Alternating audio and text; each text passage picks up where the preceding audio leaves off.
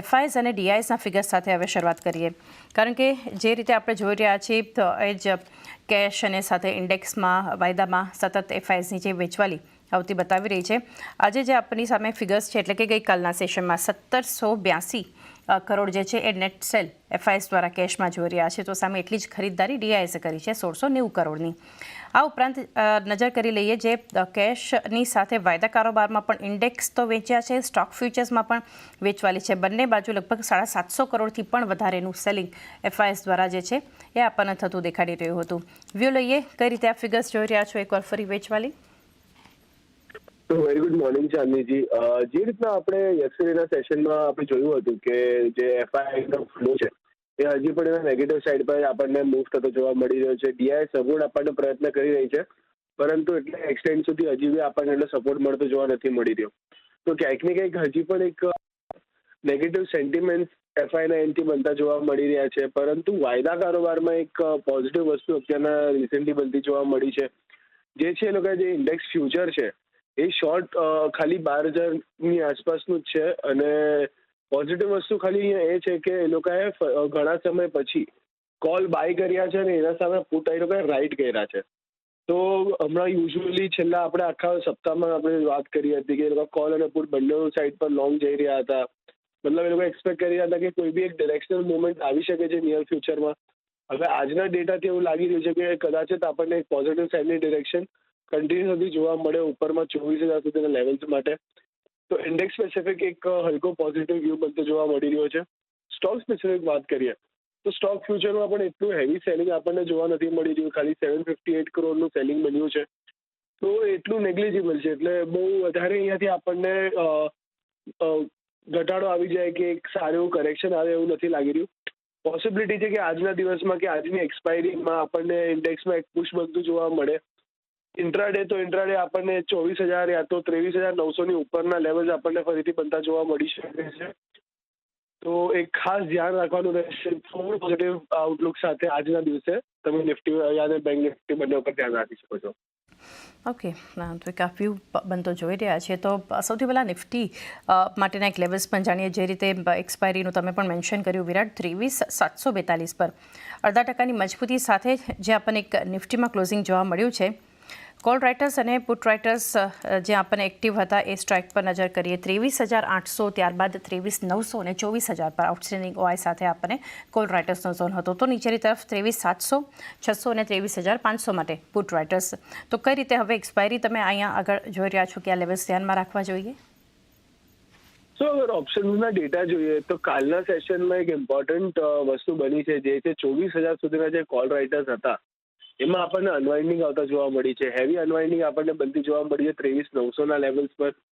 તો ઓપ્શનના data indicate કરી રહ્યા છે કે અગર જો આજના દિવસમાં આપણને 23,900ની આસપાસના લેવલ્સ અગર બનતા જોવા મળે છે કે એક પુશ બનતું જોવા મળે તો 23,900ના ઉપર આપણને ઇન્ડેક્સ મૂવ થતું જોવા મળી શકે છે, જ્યાં 24,000 સુધીના લેવલ્સ પણ આજના દિવસમાં આપણે એક્સપેક્ટ કરી શકાય એવું છે.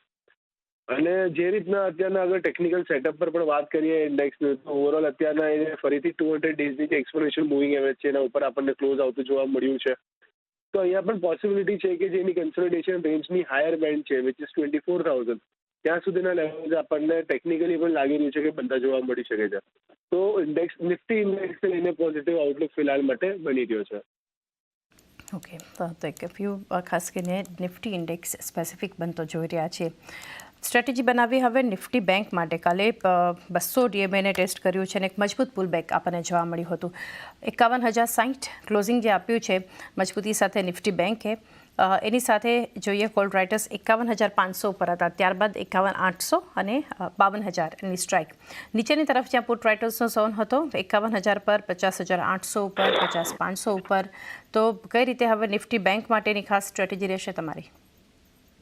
તો નિફ્ટી બેંકે યસ્ટરડેના સેશનમાં સારી વોલેટિલિટી આપણને બનતી જોવા મળી હતી, જ્યાં નિયરલી 850-900 પોઈન્ટનું મુવમેન્ટ આપણે બેંક નિફ્ટીમાં બનતું જોવા મળ્યું હતું. એમાંથી સૌથી ઇમ્પોર્ટન્ટ ફેક્ટર એ છે કે 51,000નો લેવલ એ ખૂબ જ ઇમ્પોર્ટન્ટ છે. એક મેક ઓર બ્રેક લેવલની જેમ તમે કન્સિડર કરી શકો એવું છે.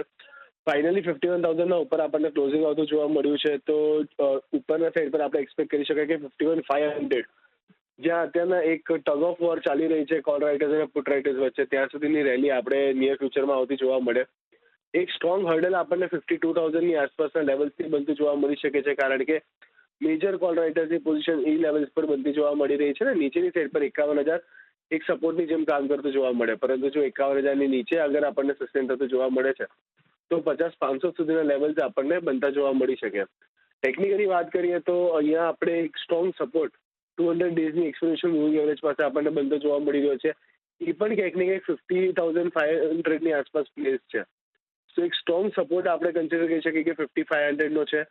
51,000 એક મેક ઓર બ્રેક લેવલ અને ત્યાંથી 500 પોઈન્ટ ઉપર 500 પોઈન્ટ નીચેના લેવલ આપણને ફિલહાલ માટે બનતા જોવા મળી રહ્યા છે. તો મે બી આપણને કન્સોલિડેશનની રેન્જ કન્ટિન્યુ થતી જોવા મળી શકે છે આવતા ફ્યુચરમાં, પરંતુ ડિરેક્શનલ મૂવ માટે જે લેવલ્સ છે એ બ્રિજ થવા ખૂબ જ ઇમ્પોર્ટન્ટ રહેશે. લાઈક વ્યૂ અને એક સ્ટ્રેટેજી અહીંયાથી નિફ્ટી બેંક માટે. તો સ્ટોક સ્પેસિફિક એક્શન્સ હવે વિરાટ જાણીએ આપના તરફથી ટ્રેડિંગ કોલ્સ ક્યાં રહેશે? સો મારા તરફથી જે ટ્રેડિંગ કોલ છે એમાંથી સૌથી પહેલો કોલ છે વોલ્ટાસ. વોલ્ટાસ છેલ્લા ઘણા સમયથી આપણને એક ડાઉનવર્ડ મૂવી ટ્રેન્ડ લાઈનની અંદર ટ્રેડ કરતો જોવા મળી રહ્યો હતો અને નીચે આપણને સ્ટ્રોંગ સપોર્ટ બની રહ્યો હતો સમવેર નિયર 1640ની આસપાસના લેવલ્સથી. તો એક ડિસેન્ડિંગ ટ્રાયંગલ સોર્ટ ઓફ ફોર્મેશનનું બ્રેકઆઉટ આપણને યસ્ટરડેના સેશનમાં બધું જોવા મળ્યું છે. છેલ્લા 3 દિવસથી વોલ્યુમ્સ બી સારા ઇન્ક્રીઝ થયા છે, જે ઇન્ડિકેટ કરી રહ્યું છે કે વોલ્ટાસમાં આપણને પોઝિટિવ સાઇડનું ડિરેક્શન બનતું જોવા મળી શકે છે. તો એનાથી વોલ્ટાસને બાય કરવાની સલાહ રહેશે. નીચેમાં 1780ની આસપાસનો સ્ટોપ લોસ મેન્ટેન કરીને ઉપરની સાઈડ પર 1900 સુધીના ટાર્ગેટ આપણને વોલ્ટાસમાં બનતા જોવા મળી શકે છે. સેકન્ડ જે કાઉન્ટર છે એ છે લેમન ટ્રી.